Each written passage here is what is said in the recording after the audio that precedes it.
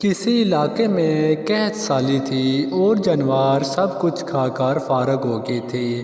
مزید کچھ کھانے کو رہا ہی نہ تھا۔ مویشی مالکان بے حد پریشان تھے۔ اس دوران ایک مسجد کے مولوی نے جمعہ کے خطبے میں نہایت یقین کے ساتھ یہ بات بتائی کہ اللہ کا نام لے کر یعنی بسم اللہ پڑھ کر دریا کو حکم دیا جائے تو وہ بھی نافرمانی نہیں کرتا۔ یہ چرواہے کا شاید پہلا جمعہ تھا۔ یہ بات اس کے دل میں اتر گئی، یقین کا درجہ پا گئی۔ اس نے واپس آ کر اپنی بکریاں کھولیں اور سیدھا دریا پر چلا گیا۔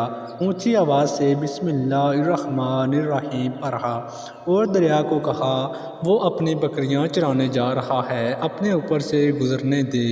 یہ کہہ کر اس نے اپنی بکریوں کو ہانکا اور دریا پر چلتا ہوا دریا پار کر گیا۔ علاقہ گھاس سے بھرا ہوا تھا، درختوں کے پتے بھی سلامت تھے کیونکہ کسی کو یہاں تک آنے کی رسائی نہیں تھی۔ اب تو یہ اس کا معمول بن گیا کہ وہ بکریاں پار چھوڑ کر واپس آ جاتا اور شام کو جا کر بکریاں واپس لے آتا۔ اس کی بکریوں کا وزن دگنا چگنا ہو گیا۔ لوگ چونک گئے اور اس سے پوچھا کہ وہ اپنی بکریوں کو کیا کھلاتا ہے۔ وہ سیدھا سادہ اور صاف دل نوجوان تھا۔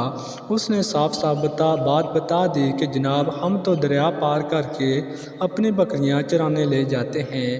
بات سب نے سنی مگر کسی نے یقین نہیں کیا کیونکہ یہ ناقابل یقین بات تھی۔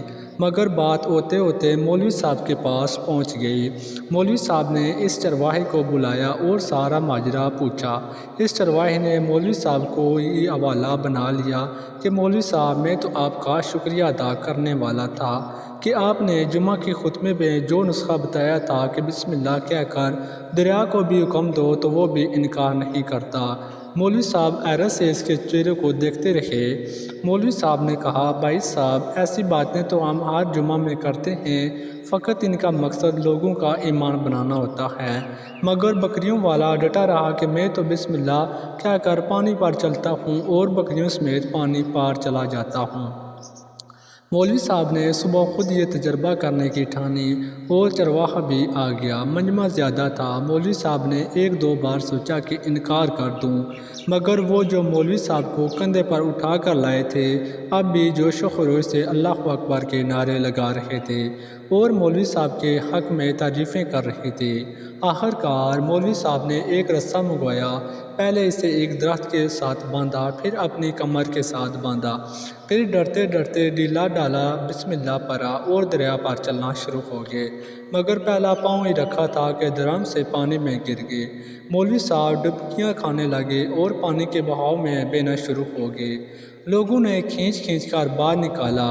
مولوی صاحب کی اس حرکت نے چرواہے کو پریشان کر دیا کہ مولوی صاحب کی بسم اللہ کو یہ کیا ہو گیا ہے، کیوں اس کا یہ روز کا معمول تھا۔ اس کو اپنے اللہ پر یقین تھا اور بسم اللہ کہہ کر بکریوں کو پانی کی طرف اشارہ کیا اور خود ان کے پیچھے چلتا ہوا پار چھوڑ کر واپس بھی آ گیا۔